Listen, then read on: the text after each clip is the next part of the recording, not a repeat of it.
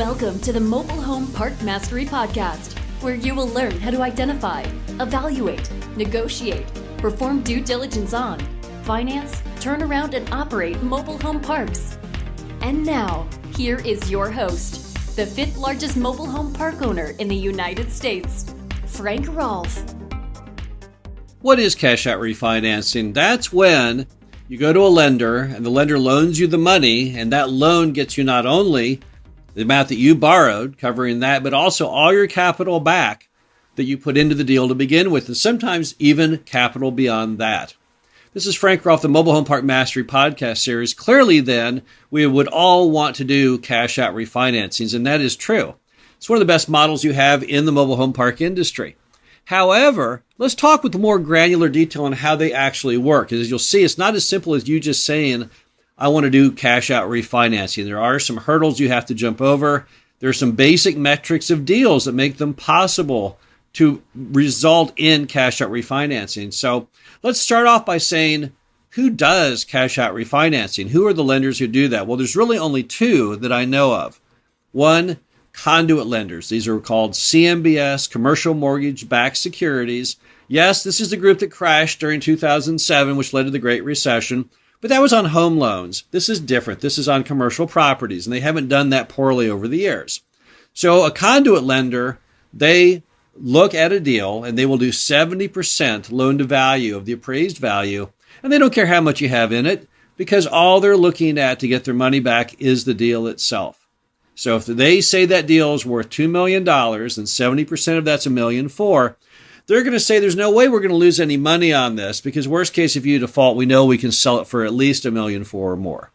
So conduit lenders are the first variety. The second, Fannie Mae and Freddie Mac, also now known as agency debt, part of the government, the people who do all those home loans that you see all across America. Well, they now do mobile home parks too, and they do it in a big way.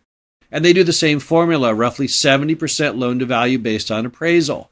Once again, they're not looking to you. This is all non-recourse lending. So they don't really care a whole lot about you and your capabilities. What they're concerned is the property. They want to get an appraised value, and they do roughly 70% of that. And whatever that number is, they don't care how much you paid for it or how much debt you have remaining or how much cash you're taking out of the deal. That's who does it. Your regular banks don't do it. Your regular banks have a little bit different viewpoint. They want you to have recourse debt. They want you to have skin in the game. They want to come after you if for any reason the deal loses money. So they just look at it completely differently. And they don't like cash out because then you don't have any, quote, skin in the game, unquote. So they think that you're a dangerous type of a borrower. So that's who does the lending. So if that's who does the lending, then let's work backwards from there. What do those people want? Well, we know one thing. Conduit lenders start at about $1 million and up as far as how much they'll do a loan for. And the agency lenders, they're more in the world of $2 million and up. So if you want to borrow $1 million, and they're doing 70% loan to value, how big does the deal have to be? Well, roughly about $1.5 million, right? About $1.5 million would be about $1 million of actual debt. So what do we say when we want to do a cash out refi? It means we're going to buy a property that ultimately can appraise out at about $1.5 million. So the loan is about $1 million because that's the benchmark minimum for most conduit lenders.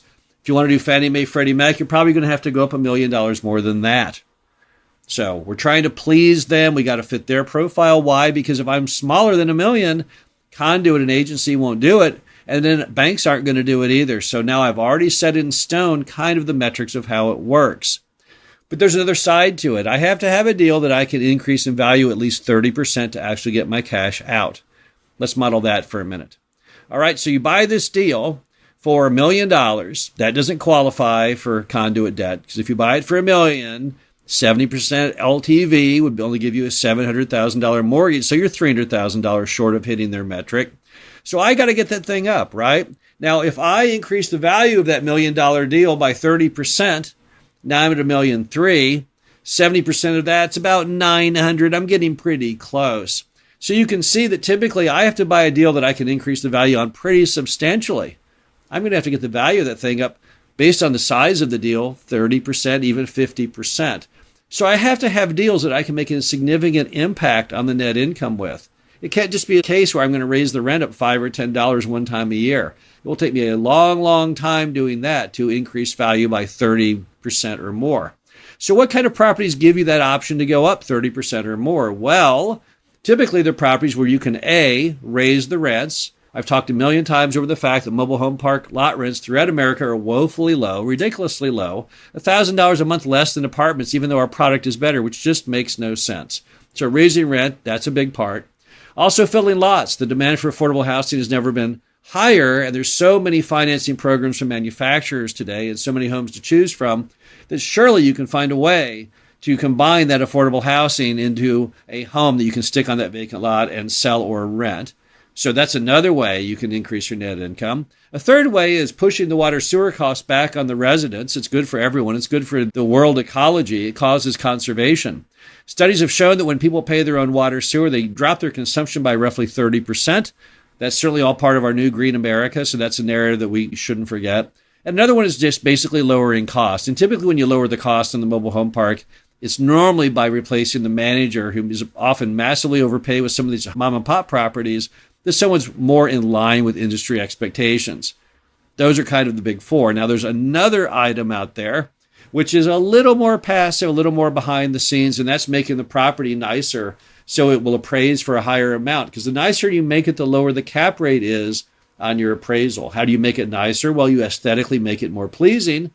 Every park owner should be focusing on that. Make your entry nice. Make your streets nice, make your homes nice, even if you have to do the work, even if you have to paint the homes that look bad and paint over those rusted roofs. Nevertheless, you need to be doing that work because that's one way to make them have a lower cap rate. Another one is just to go ahead and change the ambiance of the entire park. Bring back pride of ownership.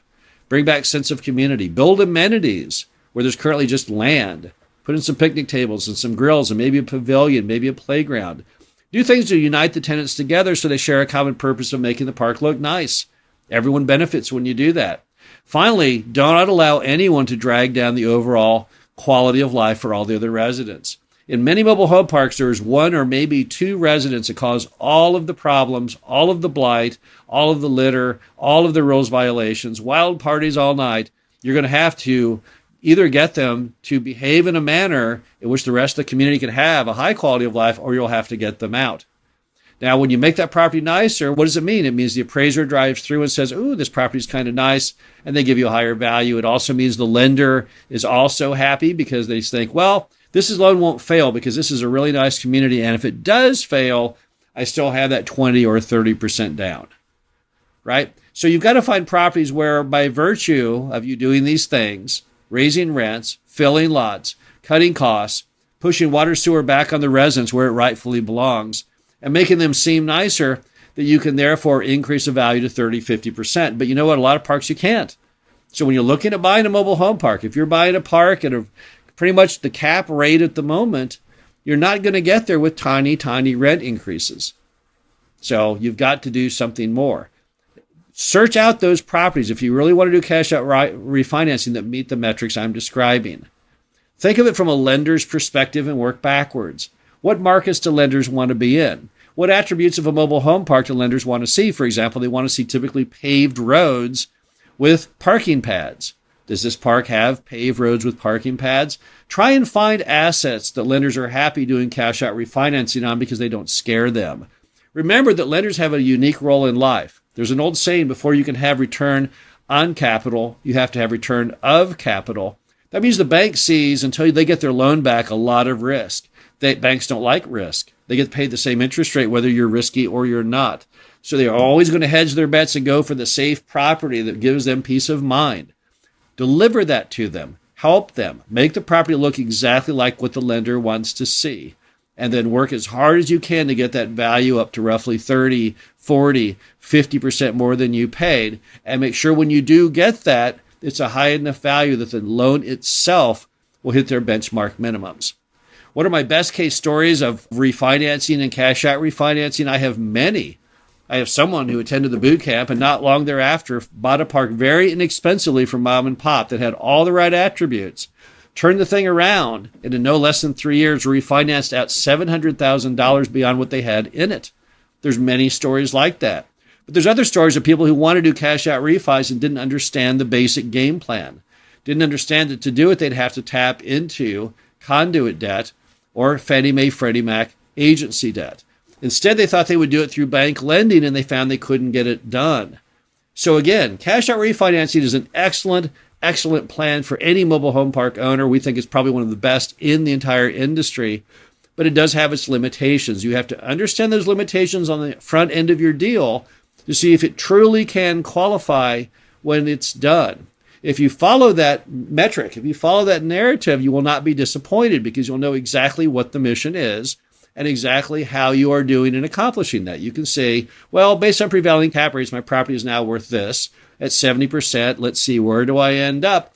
Till you end up in that magic level that you can find lenders who agree and will backstop your concept and that your property will qualify for what they're trying to do.